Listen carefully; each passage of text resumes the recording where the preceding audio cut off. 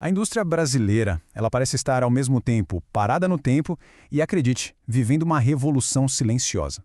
Parece que não faz sentido, né? Como é que isso é possível? Bom, a gente vai desvendar juntos esse quebra-cabeça econômico onde estagnação e um crescimento enorme acontecem lado a lado. Pois é, a grande pergunta é essa. De um lado, a gente tem essa imagem de uma indústria nacional que não sai do lugar, que não avança. Mas do outro, meio que escondido no coração do país, tem um boom industrial acontecendo, sabe? Bem discreto. Soa contraditório, eu sei, mas é exatamente essa a história que os números estão contando pra gente.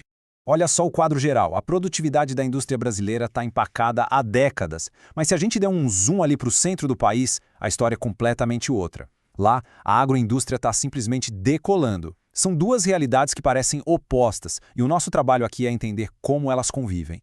Ok, vamos começar pela primeira peça desse quebra-cabeça. O declínio daquele que sempre foi o motor industrial do Brasil. A pergunta é, por que o gigante industrial do Sul e Sudeste começou a perder fôlego? Por muito tempo, a indústria brasileira se resumiu a uma coisa, o tal do polígono industrial. Como o estudo do IPEA descreve, essa área no Sul e Sudeste era o centro de tudo, sabe? Tinha a melhor infraestrutura, a mão de obra mais qualificada, era sem dúvida a joia da coroa da nossa indústria. E essa linha do tempo aqui mostra o tamanho do tombo. Pensa só, em 1980, a indústria era mais de 20% da nossa economia. Aí veio a abertura dos anos 90 e esse número foi caindo, até chegar só a 10% em 2017. Em menos de 40 anos, o peso da indústria no Brasil foi cortado pela metade.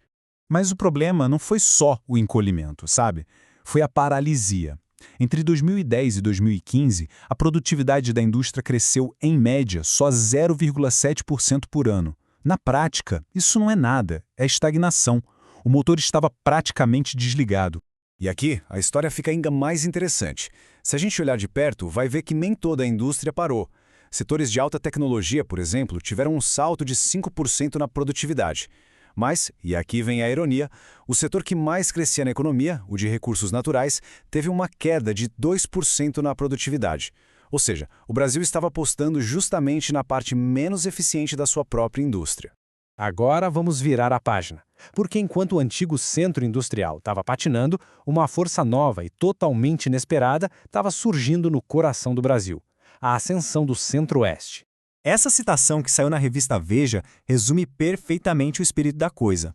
Não é um crescimento que aconteceu por acaso. É um ecossistema perfeito que está impulsionando essa transformação, juntando recursos naturais com tecnologia de ponta e apoio institucional. E o que move essa nova indústria? Basicamente, a força que vem do campo. A agroindústria domina tudo. O processamento de alimentos sozinho já é quase metade da produção de lá. Se a gente juntar com biocombustíveis e celulose, chegamos a 70% de toda a indústria da região. É o agronegócio virando indústria pesada. Claro, vamos colocar as coisas em perspectiva. O Sudeste ainda é um gigante, com 61% do valor industrial do país. Não tem nem comparação. Mas o Centro-Oeste, com seus 6,1%, é a região que mais cresce. Está ganhando espaço rápido no cenário nacional. É uma mudança de equilíbrio acontecendo, aos pouquinhos. E é exatamente aqui que as duas histórias se encontram. A estagnação do Sul e a revolução do Centro-Oeste. Elas se cruzam para revelar uma coisa bem surpreendente sobre eficiência e o novo modelo industrial que está nascendo no Brasil. E aqui está a grande surpresa com base nos dados do IPEA. Os novos polos industriais que surgiram fora do eixo tradicional, principalmente no Centro-Oeste, são na verdade mais produtivos. Em média, cada trabalhador ali gera R$ 178.200 em valor.